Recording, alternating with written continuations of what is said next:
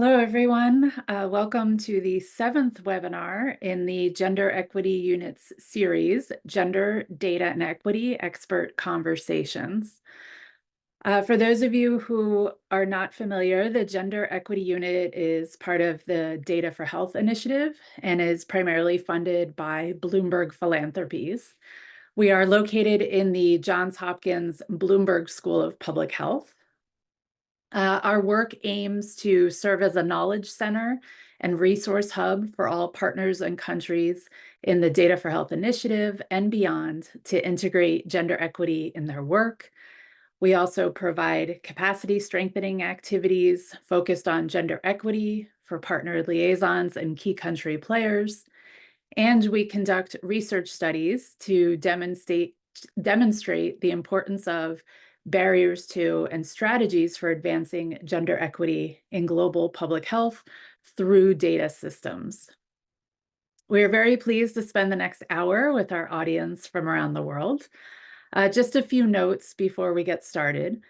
We will have a Q&A session at the end of the webinar, so please feel free to write your questions in the chat throughout the conversation, and we will save those for the end. You are also welcome to raise your hand and come off mute during the Q&A section to ask a question. And finally, we will be sharing a very brief survey in the chat to learn more about our audience, if you wouldn't mind taking a minute to fill that out. So today we will be hosting a conversation with Drs. Ann Gottert and Julie Pulerwitz, both from the Population Council. Ann Gottert is an associate with the Pop Council. She's a social and behavioral scientist who specializes in the areas of HIV prevention, sexual and reproductive health, and intimate partner violence, with a focus on engaging men. She uses advanced quantitative and qualitative research methods to understand individuals' behavior within diverse social contexts and to develop and evaluate public health programs. So today we'll be asking Ann about her quantitative and measurement expertise. Julie Pulerwitz is a senior socio-behavioral scientist at the Population Council, where she provides leadership for a global and domestic portfolio of HIV and sexual and gender-based violence research that generates evidence to inform programs and policies. Her research focuses on gender inequalities, male engagement, stigma, marginalized populations, and social and behavioral change. Dr. Pulerwitz has developed widely used measurement tools for power dynamics and sexual relationships, including the Sexual Relationship Power Scale, which I'm sure we'll get to today, gender norms and attitudes, including the GEM scale, HIV stigma, and resiliency. So please join me in welcoming our guests today. All right. Hi, Ann. Hi, Julie. Great to work with you on this project. We'll get into the details about how that came to be, but glad we can have this webinar to share with others what we've been working on over the past year and a half or so. So let's talk a little bit about how the Gender Scales and Surveys repository came about.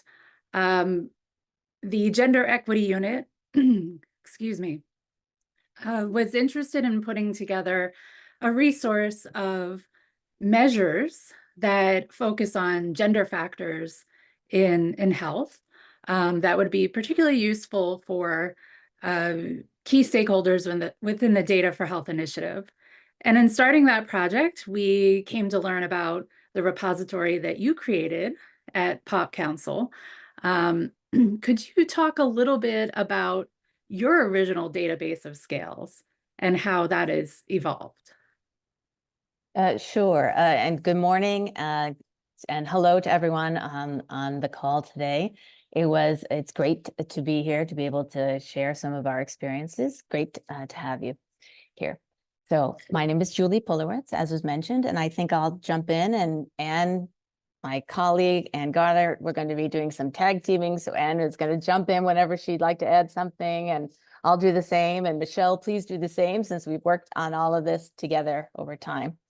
And in terms of the history of the Population Council, so the Population Council is an organization which is a non-governmental organization, a research institution that focuses on applied research to generate evidence to strengthen programs and policies.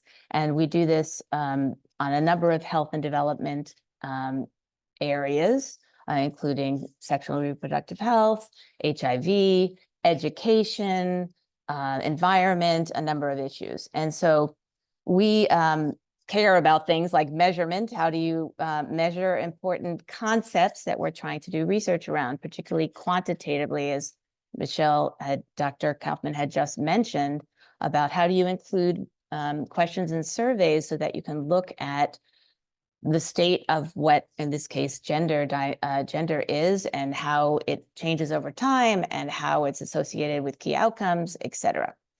So some time ago, there was a lot of, and there still is, lots of discussion around the role of gender in health. And there's a wealth of research showing that gender-related phenomenon are really important for public health outcomes. And in that context, whether it be related to HIV, related to contraception, related to use of services, all sorts of important areas. And so at the time, a number of new tools were being developed to try to specifically measure this topic in a number of different ways. And so this repository came out under something called the Evidence Project, which was focused on strengthening family planning programming through implementation science. And so this was funded by USAID and ran from 2013 to 2021. So we developed this work, particularly led by my colleague, Dr. Nicole Haberland, from around 2013 to get a sense of the timing. I'll stop there and turn it back over to you, Michelle. And so we became aware of this repository a couple years ago, and we're looking to expand it to make it useful for the Data for Health initiative, right?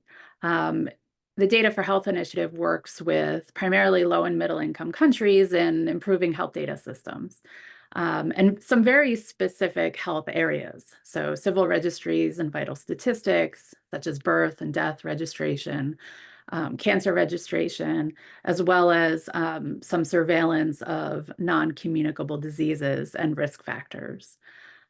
So we were very interested, of course, in the role gender plays in terms of family planning and reproductive health and gender-based violence, et cetera, but also looking at how gender plays a role in some of these other health areas. So I don't know if either of you can talk a little bit about what you've seen, because you've been working in this field and the measurement of gender for a very long time. And I think it started with HIV and reproductive health. Can you talk a little bit about how you've seen it evolve to other health areas over the years? And I don't know if you want to jump in there. Go ahead, Julie, and I'll jump in if I have extra thoughts. Thanks. Sure. So I started working on scale development around gender probably in the year 2000. And that's the time that I developed that scale, which I'm sure we'll talk about a little more later, the sexual relationship power scale with colleagues. And it was developed in the context of HIV. It was a whole discussion that came out of ICPD, so a whole discussion in the public health field about the importance of taking into account issues beyond just the individual. So thinking about, if you look at the socioecological model, thinking about what an individual's attitudes and that they're influenced by partners and parents and people around them. They're influenced by the community and what the community thinks, and the messages that come from the community and society, which is how we're defining, in essence, gender norms, or basically it's a societal definition around what it means to be a man and a woman more traditionally, and what are the roles and the tasks and the responsibilities and the rights that men and women have. And so this really influenced HIV outcomes we saw early in the pandemic. And we had an opportunity underneath the umbrella of HIV, because it was really looking at it really expansively, HIV over the years, to look at issues such as violence and how that affects whether people acquire HIV, issues such as whether people have jobs and whether they're able to access services to prevent HIV and to take medication when they have access to it, et cetera. So in the HIV field is where a lot of these gender discussions started. And I think in parallel, violence was another area where gender was identified as being really, and gender norms, empowered relationships, particularly intimate partner relationships around intimate partner violence was so important. And we've seen that over time. And then over time, people have been talking about how to being aware that gender, in fact, then plays out in many different areas of our lives and society, and started applying it to different topics. So you can see a whole range of areas, whether it be education, whether it be, I mentioned several areas early on the Population Council works on, education, whether women, young girls as compared to boys, access to education is influenced by views around gender and messages in society, even environment, whether men and women, how they collect water and reproduct, and affects reproduction, et cetera. And pregnancy outcomes, all of these issues that people started looking at over time, and we're continuing to expand it today, I think. And anything you wanted to add there? I think I'd just say that, yeah, I agree with Julie about and you, Michelle, about the initial sort of focus and impetus in the early 2000s to look primarily at sexual and reproductive health and rights outcomes. And I think the more, there's just such a wealth of research at this point documenting the strong relationships, correlations between these types of phenomena related to gender and gender norms, gender roles, gender power, and a range of health outcomes. Well, initially, especially sexual and reproductive health and rights, that has been an impetus for expanding the focus more broadly. And I think there's also, a public health perspective, as Julie was saying. I think, this very much came out of the HIV world, other health areas as well, but where we were trying to understand, what are the sort of social forces and structural forces affecting health outcomes. And I think it's important to go back to sort of our basic public health principles that, even a small shift, once we've documented these types of correlations, that we know that even a small shift in a social or structural phenomenon like inequitable gender norms within a society can have a very large impact over time on the health outcomes we care about. And the more and more we research it, the more and more we realize what a broad range of health outcomes that can be affected. And I think we're just beginning to document the correlations for things like chronic disease, for example, really dig into what are those, what exactly about gender and gender phenomena are shaping those types of outcomes. Yeah, thank you. So a sidebar for a minute, Julie, I don't know if I ever told you this story, but I started my doctoral program in 2003 and was studying HIV prevention interventions, right? These behavior change interventions with a couple of very brilliant male researchers who were very well funded by the NIH, et cetera. So they were looking at how can you give populations better information about HIV, motivate them to engage in safer behavior, and then give them the behavioral skills to do so. And I remember starting to read your work around sexual relationship power and saying to my mentors, yeah, but what about gender? Like, how does this play a role here? And so we ended up talking about and incorporating gender measurement into some of their interventions. because the work that was coming out in those early 2000s was that you can't just have the same type of intervention for men and women. You have to take the gender factors into account. And so, you and I have worked together over the years, but it all started with me becoming aware of your work as you were doing that scale development and incorporating it into my own thinking. Can I just say, Michelle, you haven't told me that story, but it's great to hear. And I will say that it was terrific to collaborate with you. We did end up writing a chapter together, a book chapter get together that I think you entitled When Sex is Power. Yeah.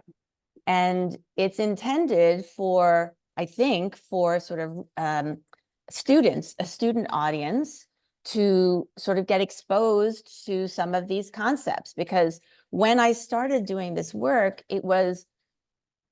there were a lot of words thrown around, power and gender and norms and all of these things, and people knew it was very important, but it wasn't clear how to operationalize. What did that mean? How did you measure it? How could you measure it in a quantitative way? There was a fair amount of qualitative work then showing that it was important.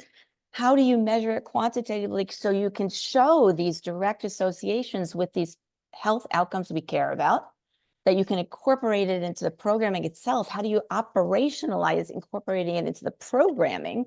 And then you can see, if you measure it in the beginning, is there a change at the end? So you can kind of look at pre and post. And then if you're able to change some of those things you've operationalized, will you then also see a positive change in health outcomes? So this chapter that we worked on together both talked about conceptualization and measurement, and then started to get in, because you mentioned something about the programming and how we then turn to programming that takes into account the importance of the issues we're talking about.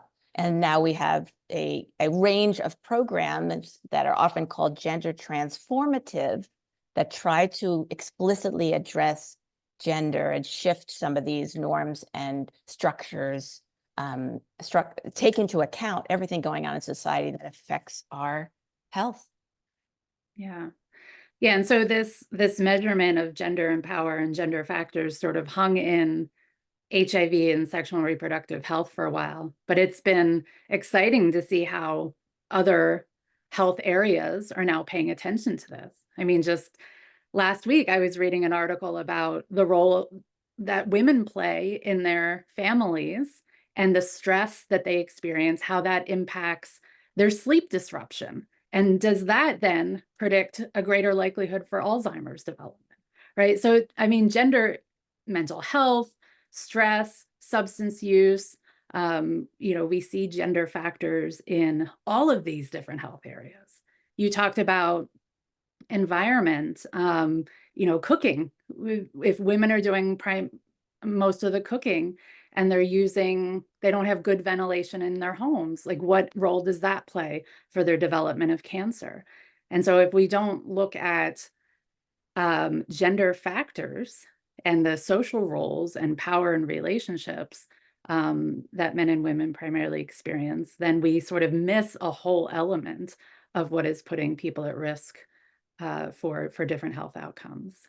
And this reminds me of another piece, a commentary that Anne and I published with colleagues in the context of COVID. It was also relevant for this major unexpected, although expected in some way, we knew that there'd be some kind of pandemic sometime, but that hit us all so terribly across the globe, and the important gender facets within it. So Anne, I don't know, do you want to speak at all to that paper that we published on COVID and gender? Sure, we published several, in fact, I think, but pick whatever you like. The one Myra led, or the one whichever one you think is you'd like to talk to. I'll briefly describe a couple. One basically just talked about the importance of understanding the gendered effects of COVID and the different experiences of men and women and non-binary individuals because of their gender. And another focus, in part, this is in part through Julie and I's work on the Male Engagement Task Force as part of the Interagency Gender Working Group of USAID. Another focus on men's mental health during COVID and making sure we don't leave men behind, that used surveys that were done via Facebook with millions of people worldwide, and really documented that both men and women are experiencing sort of mental health crises at an alarming rate during COVID. So I'll just stop there. And just to say, we also collaborated with colleagues at Hopkins, and so it was part of that group. But we and Myra Betron led that commentary from Chapaigo, and that it was important to think about both men's and women's experiences during COVID, and just talking about that point about mental, because you mentioned mental health. That's what made me think of it originally, Michelle. And that there's a huge mental health crisis in many, many different strata of society, but including men, and how that affects their other outcomes, whether they were going to get vaccinated, whether they were able to access services, et cetera. And so this big data, it was great to be able to collate information from many, many people from Facebook to show what a huge crisis it was for everyone.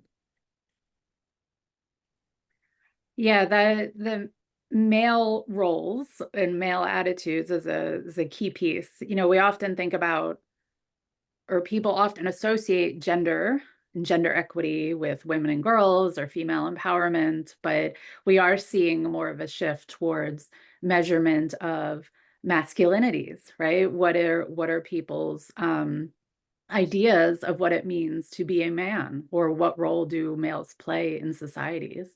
And in some societies, even beyond the male-female binary, you know, what does it mean to be gender diverse? And so all of these factors we are starting to show play a role, some role in health outcomes, and can vary by gender. And so it's only because we've been able to measure these psychological constructs and social constructs related to gender that we've been able to show these relationships. Yeah. Right. I'm going to just jump into just a second this point. I think it's so important what you just said, Michelle, in the sense that I think of gender as applying to everybody in society. It's a concept, and everyone is sort of measured up in some ways within this definition of gender and how you're supposed to be and act, and constraints that you experience because of it, whether you can go to school, get jobs, what kind of work you do. So it has big structural implications for individuals throughout their lives. And it's important not just to think of it being women, or think of it being men, or think of it being any subgroup, and that it applies to everybody, and that gender shapes us all. Yeah. Yeah, whether we agree with those norms and expectations or not, it's still influencing our daily life. So with data for health, you know, we often work with government level stakeholders who are doing data collection at the national or regional level, tracking you know, country level data on various health outcomes. And so we wanted this scales and surveys repository to be applicable not just to researchers, but to people who are leading these large-scale data collection efforts and really monitoring a country's public health. Can you talk a little bit about what purpose and value you see a scale repository like this playing for researchers and for public health practitioners? Who wants to jump in? I I wonder if it would be helpful to throw in a definition of scales quickly, just in case. So phenomena like, you know, complex phenomena, something like gender role, inequitable gender attitudes. Let's take that as a common something that's commonly measured in research. It cannot be measured. There's no gold standard measure, and it cannot be measured by a single item, right? You can't just ask one question and capture it. So the best way to do that is to combine items, often with the same response categories. For example, from strongly disagree to strongly agree, into what's called a scale, where all of the items sort of tap into the same underlying construct, the same latent construct. And through that, you're able to sort of triangulate to arrive in a very scientific way to arrive at a score, usually a continuous score. Sometimes you then, might dichotomize it into inequitable versus equitable, et cetera. But that's sort of the best way science has come up with over time to measure these difficult to measure things. And often that involves a lot of underlying items to best measure the thing, but you can often reduce it to, depending, to, let's say, 10 items or something like that. That could still be a little bit difficult to include, for example, in the surveillance system, something like DHS. I think we would argue that it's absolutely critical to begin to do that more, even if it takes a little bit more time. Anyway, so I just wanted to throw that in, and then Julie, I'll turn it over to you to talk about the importance of a scale repository. So I want to also build on something you just said, because I think that was so right. And that sort of, how do we find that? So the strength of this repository, let me start with this. The strength of this repository is it's a set of curated scales. There's a lot of measures out there, and there's a lot of tools that can be used to look at different aspects related to gender. Our goal was to go through kind of a rigorous process of looking at what has been used the most and why, what has been most effective, successful, and why. It's been used in different cultural contexts. Often it's been used many times. It's been used with both men and women and different groups. It's been shown to successfully be associated with the key outcomes that we care about. So when you design a scale, part of how you design it, in addition to all of those issues that Anne just mentioned, you have different questions related to different facets of the issue you're talking about. And because gender is really multifaceted, you come up with the definition of, I'm going to look at, gender attitudes related specifically to violence. So I'm going to look at gender attitudes related specifically to health services, or I'm going to look at gender attitudes specifically related to sexual and reproductive health or sexual relations or whatever it may be. And sometimes you combine all of those into one scale. So the GEM scale, for example, looks at different facets, different attitudes around multiple facets or concepts within. So it talks about that sort of concept validity, and then you try to make something called construct validity, which then you say, okay, these items hold together well through different ways that you analyze it. These items make sense to people when you ask them, and they are answering what you think they're answering. You then have testing to check that, to make sure that's the case. You do some pre-testing often when you go to different cultural contexts to make sure that it makes sense, and often you make changes. I'm sure we're going to talk about adaptation of scales as well. And then you pull it together and you say, we're hypothesizing it's going to be related to these key outcomes. And once you do that, that also contributes to that. You have construct validity, and it's saying it's measuring what we think it's measuring. And so these scales, we selected this curated list because it consistently shows associations with key outcomes, things we're trying to understand and affect through programming, for example, that things that we want to shift over time. And so coming back now to this repository, there are lots of different tools out there, lots of good ways to do this. We focused on a curated list that went through that kind of rigorous review and focused on scales specifically. So we could look at these different elements within this concept of gender. And also usually, because this is why they're successful, they're sort of easily applied. It's like a list of items, relatively short list. Each item is short. You agree with it, you don't agree with it. And then you combine them, as Anne was saying. The goal is to, I'm thinking about practitioners. So Anne and I have worked a lot over time with how do we continue to select the essence of these types of the scales that we most closely worked with, so that we can say, okay, it started at as a 50 item scale because it covered a lot of different issues, but we're, what if we're constrained to say, all right, I really want to know about this topic, but it's a surveillance system or it's my program, I only have room for a short list, because it's really not the same to ask one question, because that's your alternative. If you say, do you have gender equitable attitudes? You can't just ask that. That doesn't, people often can't answer that question. It's too vague. And so the key point of scales is it makes it less vague. It makes it really specific, and they agree and they disagree. And you test to make sure this specific item is one that kind of can capture this whole concept.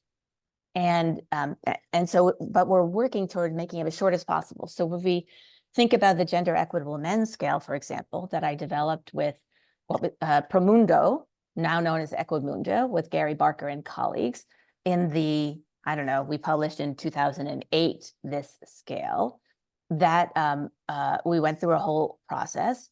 What was I saying now? And there's a set of questions. And so Anne and I have been, originally it was something like 25, and Anne and I have come up with a list of, let's say, 10, that is looking at data sets across time from a number of different programs and studies that capture most of the responses. Not all of them, so there are trade-offs when you have a shorter list, but we do always try to find a balance of being able to ask the question so there's not too much burden on the person who's answering or in a given study, but still captures what we're looking for. So I think we ended up with a list of somewhere between 7 and 10 that we ended up recommending. 9, thank you, that we recommended to, for example, colleagues at CDC or colleagues at USAID who are looking for how do we condense this? And there are trade-offs, of course, but thinking about practitioners and people who need to use it, we have to think about that balance. Yeah, that's great. I was at a meeting last week and I was having a conversation with a man who runs the Census Bureau in one of the big regions in India, right? The Bureau of Statistics, and he is preparing for the census in 2025, and they want to look at gender-based violence, right? Because they know that this is an issue in many of the communities within their region. But it's too sensitive to ask something outright there, right? Culturally, people, put walls up right away, or they don't want to answer truthfully because they're afraid that they or their spouse will suffer legal repercussions. And so they don't want to put an item asking directly about gender-based violence, but he was asking, what are some ways we can ask indirectly, like who has power in the home, who makes the relationship decisions, etc. But again, with the constraints of a census survey, right? So it has to be very concise. He was talking about one item. I'm like, well, maybe we need a few more items than that. But this is the challenge, right? Where you have researchers, psychologists, social scientists developing these scales, trying to precisely measure all these constructs, but then taking it into the real world where you have very limited time and resources to get this information. Where's the middle ground for this? But it's been interesting to see the field develop over the years, to have more of that practical application and trying to get these scales down to the essential items, and have them be culturally adapted so that they're relevant across multiple contexts. So hopefully we are displaying some of that in this repository, and it can be useful to people outside of researchers as well. So let's talk about that adaptation point that you just raised, and culturally adapting, because that's something that comes up all the time. So that's another balancing act. We just talked about the balance between enough items that capture the construct that you're talking about with the constraints of the work that we do. And now another balance is, on the one hand, gender is a concept that applies globally. So people are shaped by it all over the world.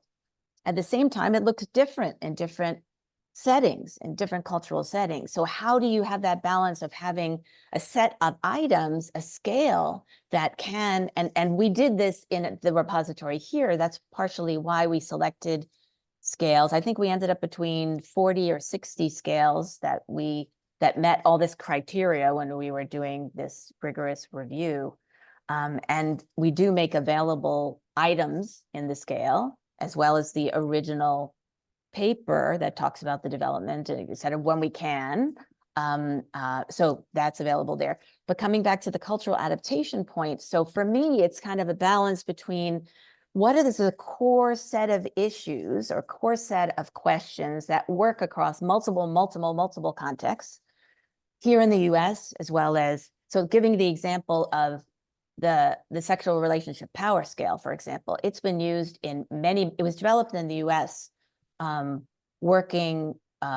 was developed in the US, but it's been used in many countries now, and translated into many languages, and applied to both men and women, boys and girls, et cetera, and it works. And so there is a systematic review that I did not put together, colleagues, other folks, McMahon, I think, and colleagues, of the SRPS, the Sexual Relationship Power Scale, over time. I think in the almost 2015, 2018, it's been around a while, where they looked at 60 examples of it, and they concluded that it worked really well in various different contexts, and mostly you didn't need to change it.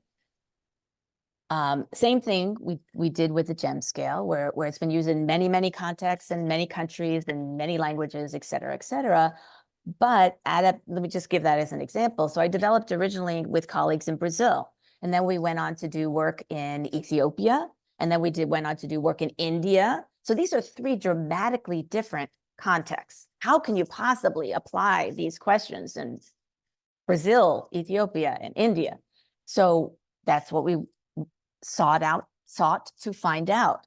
And we went through a pre-testing process of understanding, and found that the underlying points were very similar in terms of violence, in terms of themes around sexual relationships, but there were some differences that were particularly salient, right? So there's a core set, and then we would add some or remove a couple, or remove some in different cultural contexts, and that's kind of the adaptation process. It's not like blood pressure that you're measuring, where you're measuring it similarly across all these different countries. So it's really important to take into account cultural differences at the same time that you try to measure some things that are similar, so that you can end up comparing across contexts, and you can see trends and how things shift over time in a given context, but also in different contexts. So, for example, when we were going to India, a key issue was mobility for women, of whether the norm was to be able to go outside of the home and on their own, for example. And that's not something that came up in Brazil at all. So we added an item related to that as being particularly salient about men and women's norms. And then the GEM scale asks your support for these norms. It's kind of like attitudes. You mentioned earlier, Michelle, people don't necessarily agree with the norm. The norm is sort of a general message, and most people agree because it's a norm and they reinforce it, but there's some people who don't agree with a norm and have different attitudes, and that you can build on some of that to try to shift towards more gender equity. And that's sort of an opening to develop programming and to understand who is more likely to be supportive of gender equitable norms and why, and therefore how you might design programming. So I'll stop there. And anything you wanted to add there? No, I don't think so. Thanks. I just want to ask that our audience either put questions that you might have in the chat. We're entering our Q&A section if you have questions, or raise your hand, come off mute if there's something you'd like to ask. While we're waiting for questions to come in, there are a couple of other repositories of gender measures and scales that are out there. Some of the audience members may be aware of the Emerge resource. Can you briefly talk about how this repository that we worked on together differs? What is the unique value added of this repository? I'm happy. And would you like to jump in Happy that? to speak to that. Yeah, the Emerge resource is obviously a wonderful repository, a wealth of measures. Folks can go to that resource to look at it. I'd say, I think what this new repository does is really hones in on a core set of scales as opposed to all sorts of gender measures, including single item measures related to gender. So again, really focuses primarily on scales and also is, again, a compilation of the most used scales over time, so that it's very easy to get to and find the scales, because it's as we probably all experienced, wading through hundreds and hundreds of entries can be difficult.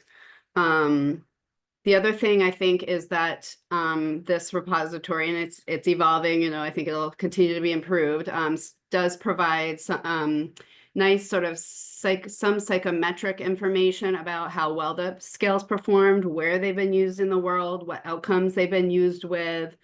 And also, again, as feasible, given use right, open access, etc., we have included all of the items right there, rather than having to go to the. I'm not saying Emerge doesn't do that, but rather than having to go to an external source, and look through a long paper to get the set of items. So if it's available, it's right there, and it talks about the any sort of sub dimensions of that scale, and the scoring procedures, for example, response categories and the scoring procedures that are commonly used, or the different options for scoring. So I find that very helpful and user friendly to access. Julie, anything you'd add? The only to emphasize in this case the curation, that we're really trying to make it easy to wade through the many tools that are out there. So there's another project that we're working on, building, well, regardless, that's focused on data evidence synthesis, it's funded by the Gates Foundation, and we're working with other colleagues. It's around HIV prevention, and data synthesis and uptake. And it's just so clear that there's so much data and so much information around HIV right now out there. It's really hard to take for different practitioners or people who work in ministries, et cetera, people who do programming. Everyone's very busy with doing what they're doing. How do you get to tools quickly? What is the key evidence that you need in a user-friendly way quickly, that you can then apply it in your programming or in the policies that you're working on? And so we tried to create something that was curated and in a way that was sort of a short list as opposed to a huge list. Yeah, I was going to say researchers are a little more used to digging through the literature and assessing scales and, uncovering all of those details. But for practitioners, people working in ministries, we wanted to make it as easy and accessible as possible, and just have a bunch of options right there and be able to get the details you need quickly, to be able to pull out some of these items, reduce some of the hurdles to actually including these sorts of measures in data collection activities. Reduce So the we've had a hurdles. number of questions come in. So when it comes to data collection on reproductive rights, do you have any suggestions on the best methods to collect data on that? That is a small subset of this repository, but I know both of you have some experience with family planning, and I assume some reproductive rights types of measures. Anything you can say there? So often when we're talking about, when we use that term, we do it in the context of sexual reproductive health and rights, sort of as a very umbrella term that's used by WHO, et cetera. And so it would often talk about sexual relationships with a partner. And there are a number of those tools who are talking about reproductive health issues and rights that it's not usually using the word right in the items, the ones that we I think that were highlighted in the scale. So I'm not sure if the person asking is asking sort of a more tailored, but that is and so that leads me to, there are a number of areas that we want to think about refining and adding to. So the original goal was to really, you had mentioned earlier, Michelle, is to think about things like non-communicable diseases, or I don't know if you mentioned it, but originally when we talked about refining and updating this, we wanted to, you mentioned civil registries and things like that, and trying to expand it beyond what had been the major focus of sexual reproductive health and rights. So I would encourage the person who asked the question to kind of look through this set of curated ones that may get close to what they're looking for. And there are other repositories who have lots of other types of tools that might be trying to get at that as well.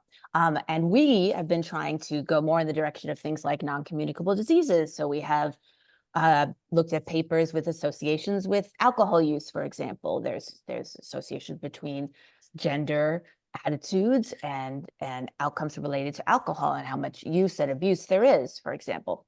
And we're also thinking about different ways to refine and make it useful for the audience of the Gender Equity Unit. So thank you for raising that question. I don't know if anyone has anything else to add. All right, thank you, Julie. Another question asks, well, the most recent survey of the European Social Survey has included a continuous measure of gender. So for instance, how masculine or feminine do you feel on a scale from 0 to 6? The question is, what do you think about these new measures and what are their potentials or issues? So this repository is less focused on gathering information on identity, right? And more on these gender constructs, attitudes, norms, social roles, etc. But I wonder if you can say anything about that, like in terms of measurement of the continuum that we're understanding gender is in many societies.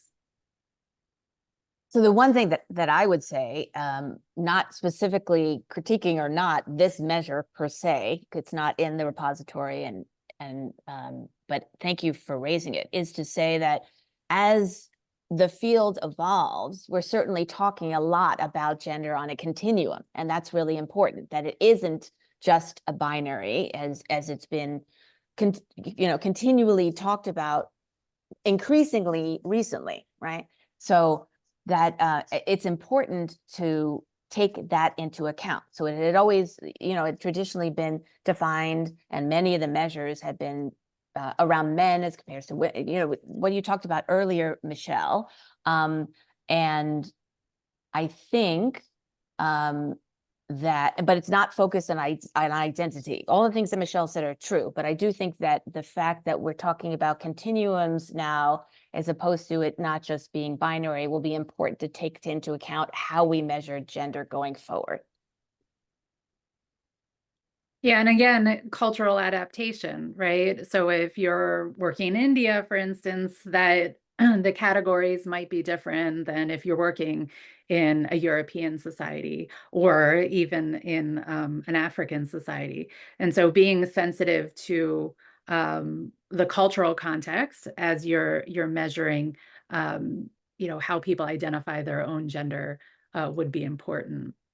I'm also going to drop a link in the chat.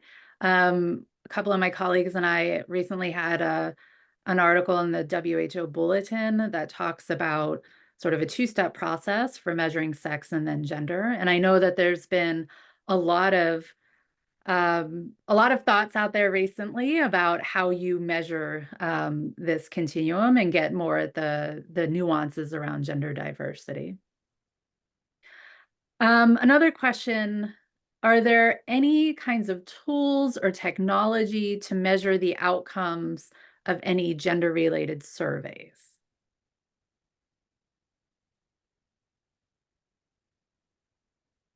And do you want to take that one? I'm not exactly sure what they're asking. I'm not sure I fully understand the question.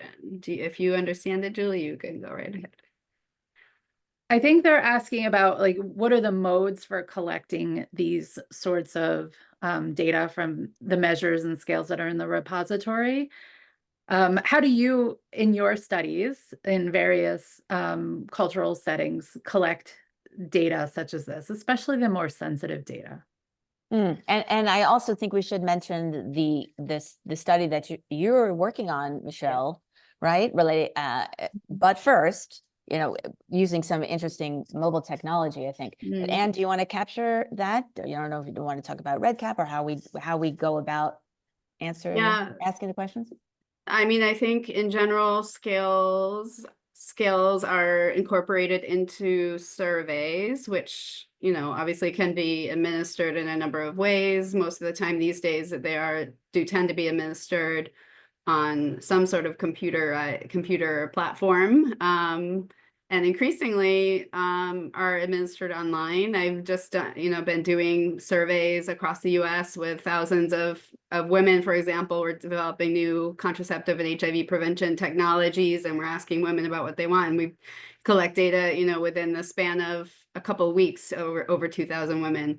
And those are quite long surveys, and it's amazing how well folks respond to what one might perceive as quite long surveys. So I would say that. I would also say, there are various things to consider when you're asking sensitive questions. There's various ways of, for example, not having an interviewer sit with the respondent and be there, asking them questions about, for example, their agreement with different gender-related attitudes or violence-related questions. Perhaps, there's social desirability bias on the part of participants often, and so you can have either the whole survey or sections of the survey be audio assisted, for example, where the computer is reading out. Or these days, literacy rates are quite high, and so to some extent, you could just turn the survey over on a tablet, for example, to a participant to complete themselves, providing more privacy. Julie, anything to add? I think the important point that you raised is that some of these questions can be sensitive. And so when you deal with sensitive questions in different cultural contexts, you have to find ways that people who are responding to the questions feel comfortable at doing so. And there have been different ways that people have done that. That's by thinking about who the interviewer is when it's face-to-face, for example. Do you match, women and men and men? Do you match different components? Do you do it in a separate way? Like Anne was just saying, you could sort of answer the questions yourself on the side. You do it through audio. And of course, now we have questions that we ask on social media and then on, through technology like cell phones, et cetera. So maybe that's a good segue into what I understand, Michelle, you to be working on with a study that we're collaborating on around non-communicable diseases. So turn it over to you. Yeah. So a lot of this work is led by Dr. Dustin Gibson, who's here at Hopkins, who does a lot of work on collecting health data through mobile phone surveys or interactive voice response. And so I had asked, can we test some of these gender measures using remote data collection modalities? Because as more of the data collection moves in that direction, with doing these mobile phone surveys rather than door-to-door community-based surveys, we need to make sure that measuring these sensitive topics, that can be included, right? And so we're starting to test that in Colombia, Uganda, Tanzania. The other thing I'm working on with a colleague is around the consent process for some of these sensitive gender measures. Oftentimes with mobile phone surveys, the consent process is extremely brief, right? But if you're going to be asking someone about their experiences with gender-based violence or the relationship power that they have with their partner, those can be very sensitive things, and you want to make sure that if no human is involved in the consent process, that the respondent really understands what they're going to be asking. So we're in the process of developing a chat bot that will actually walk people through these sensitive data collection points to make sure that they understand exactly what types of questions they're going to be answering and understand, any risks or benefits associated with that. So we're just starting to test that. So much more to come on that next year. But that brings us to the end of our hour. And I just want to say, first of all, thank you, Julie and Anne, for your partnership in developing this repository and for being available to help us talk about the benefits of this. As we mentioned, this repository is constantly evolving.